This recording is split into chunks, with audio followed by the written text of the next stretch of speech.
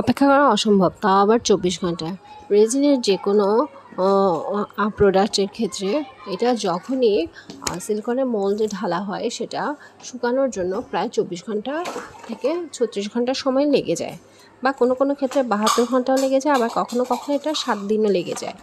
এটা ডিপেন্ড করে রেজিনটা কী পরিমাণের বা কত পুরুত্বে ঢালা হয়েছে। পাতলা লেয়ার হলে কম সময়, আর মোটা লেয়ার হলে বেশি সময় লাগে।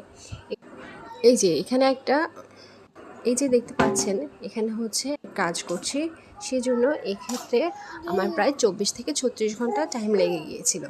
কিন্তু এটা তো এতক্ষণ পর্যন্ত আমি অপেক্ষা করতে পারবো না। আমার যখনই এটা দেখা যায় স্টিকি ভাবটা চলে যায়, আমার হাত নিষ্পিস করা শুরু হয়ে যায়, কখনই এটা আমি ডিমল করব। সেই জন্য যখনই 12 থেকে 14 ঘন্টা হয়েছে তখনই আমার এটা ডিমল করার জন্য লেগে পড়লাম। তখন এটার স্টিকি ভাবটা চলে গিয়েছিল।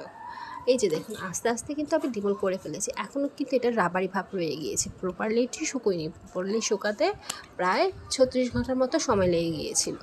এতটাই শক্ত হয়েছিল কি বলবো, মনে হয় কাউকে মারলে তার হাত পা ভেঙে যাবে, কিন্তু এই চুড়ির আর ভাঙবে না, এতটাই শক্ত, জাস্ট বলে বোঝাতে পারবো না।